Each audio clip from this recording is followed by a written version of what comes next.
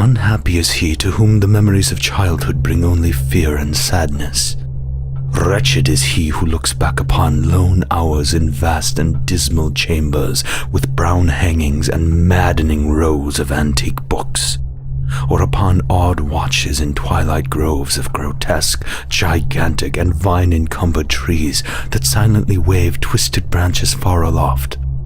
Such a lot the gods gave to me, the dazed, the disappointed, the barren, the broken. And yet I am strangely content and cling desperately to those sere memories when my mind momentarily threatens to reach beyond to the other. I know not where I was born, save that the castle was infinitely old and infinitely horrible, full of dark passages and having high ceilings where the eye could find only cobwebs and shadows. The stones in the crumbling corridors seemed always hideously damp, and there was an accursed smell everywhere, as of the piled-up corpses of dead generations. It was never light, so that I used sometimes to light candles and gaze steadily at them for relief. Nor was there any sun outdoors, since the terrible trees grew high above the topmost accessible tower. There was one black tower which reached above the trees into the unknown outer sky, but that was partly ruined and could not be ascended, save by a well-nigh impossible climb up the sheer wall, stone by stone. I must have lived years in this place, but I cannot measure the time. Beings must have cared for my needs, yet I cannot recall any person except myself, or anything alive but the noiseless rats and bats and spiders. I think that whoever nursed me must have been shockingly aged, since my first conception of a living person was that of something mockingly like myself, yet distorted, shriveled, and decaying, like the castle. To me, there was nothing grotesque in the bones and skeletons that strode some of the stone crypts deep down among the foundations. I fantastically associated these things with everyday events, and thought them more natural than the colored pictures of living beings which I found in many of the moldy books. From such books I learned all that I know. No teacher urged or guided me, and I do not recall hearing any human voice in all those years. Not even my own voice. For although I had read of speech, I had never thought to try to speak aloud. My aspect was a matter equally unthought of, for there were no mirrors in the castle, and I merely regarded myself by instinct as akin to the youthful figures I saw drawn and painted in the books. I felt conscious of youth because I remembered so little. Outside, across the putrid moat and under the dark mute trees, I would often lie and dream for hours about what I read in the books, and would longingly picture myself amidst gay crowds in the sunny world beyond the endless forest. Once I tried to escape from the forest, but as I went farther from the castle, the shade grew denser and the air more filled with brooding fear, so that I ran frantically back, lest I lose my way in a labyrinth of nighted silence. So through endless twilights I dreamed and waited, though I knew not what I waited for. Then in the shadowy solitude my longing for light grew so frantic that I could rest no more, and I lifted entreating hands to the single black ruined tower that reached above the forest into the unknown outer sky, and at last I resolved to scale that tower, fall though I might, since it were better to glimpse the sky and perish than to live without ever beholding day. In the dank twilight I climbed the worn and aged stone stairs till I reached the level where they ceased, and therefore clung perilously to small footholds leading upward. Ghastly and terrible was that dead, stairless cylinder of rock, black, ruined, and deserted, and sinister with startled bats whose wings made no noise. But more ghastly and terrible still was the slowness of my progress, for climb as I might, the darkness overhead grew no thinner, and a new chill, as of haunted and venerable mold, assailed me. I shivered as I wondered why I did not reach the light, and would have looked down had I dared. I fancied that night had come suddenly upon me, and vainly groped with one free hand for a window embrasure, that I might peer out and above and try to judge the height I had attained. All at once, after an infinity of awesome, sightless crawling up that concave and desperate precipice, I felt my head touch a solid thing, and I knew I must have gained the roof, or at least some kind of floor. In the darkness, I raised my free hand and tested the barrier, finding it stone and immovable. Then came a deadly circuit of the tower, clinging to whatever holds the slimy wall could give, till finally my testing hand found the barrier yielding, and I turned upward again, pushing the slab or door with my head as I used both hands in my fearful ascent.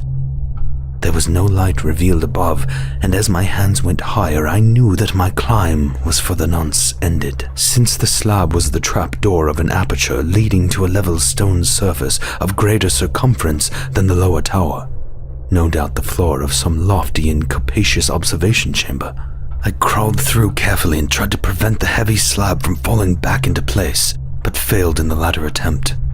As I lay exhausted on the stone floor, I heard the eerie echoes of its fall, but hoped when necessary to pry it open again.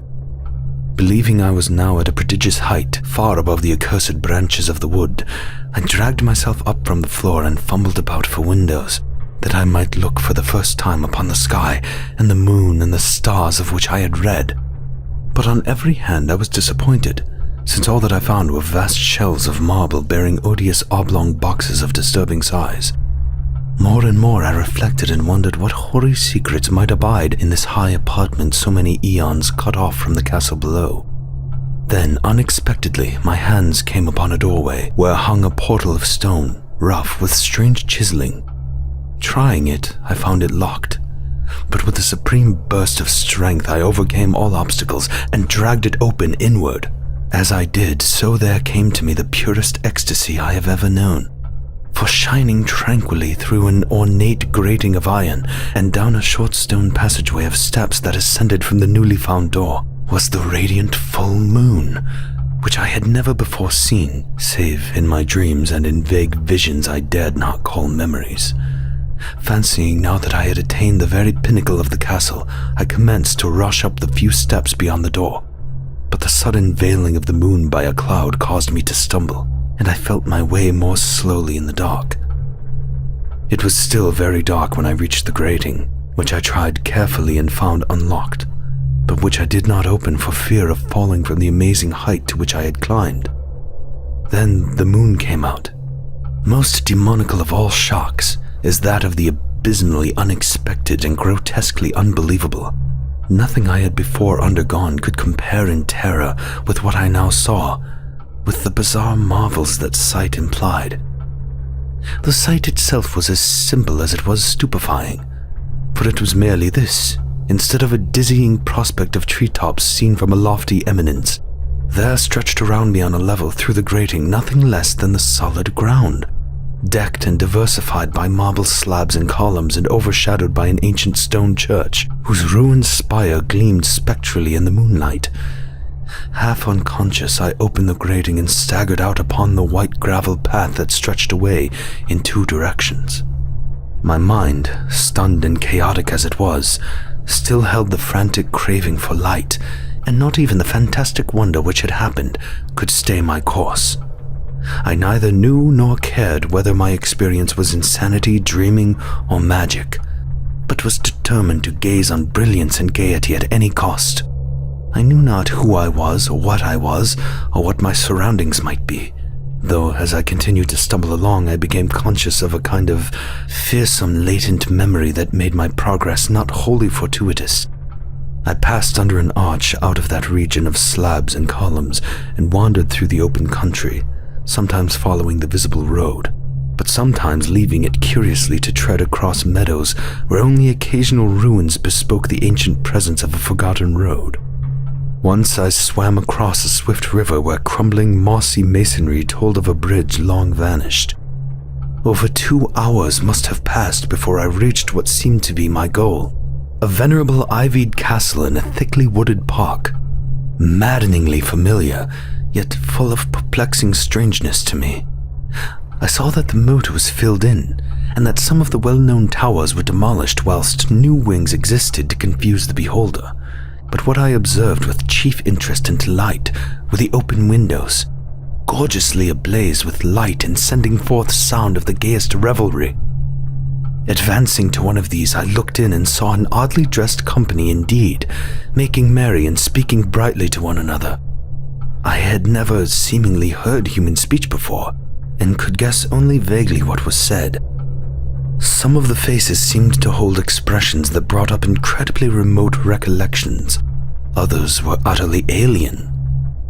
I now stepped through the low window into the brilliantly lighted room, stepping as I did so from my single bright moment of hope to my blackest convulsion of despair and realization.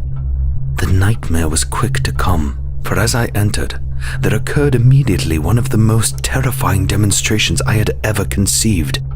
Scarcely had I crossed the sill when there descended upon the whole company a sudden and unheralded fear of hideous intensity, distorting every face and evoking the most horrible screams from nearly every throat. Flight was universal, and in the clamor and panic several fell in a swoon and were dragged away by their madly fleeing companions. Many covered their eyes with their hands and plunged blindly and awkwardly in their race to escape, overturning furniture and stumbling against the walls before they managed to reach one of the many doors. The cries were shocking, and as I stood in the brilliant apartment alone and dazed, listening to their vanishing echoes, I trembled at the thought of what might be lurking near me unseen.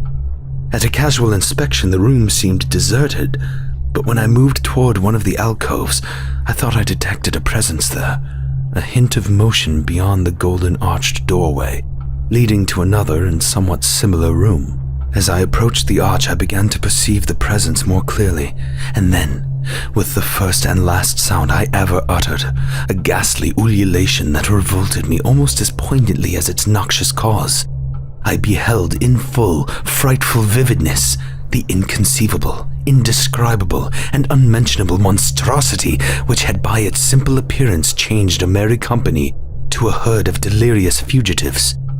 I cannot even hint what it was like, for it was a compound of all that is unclean, uncanny, unwelcome, abnormal, and detestable.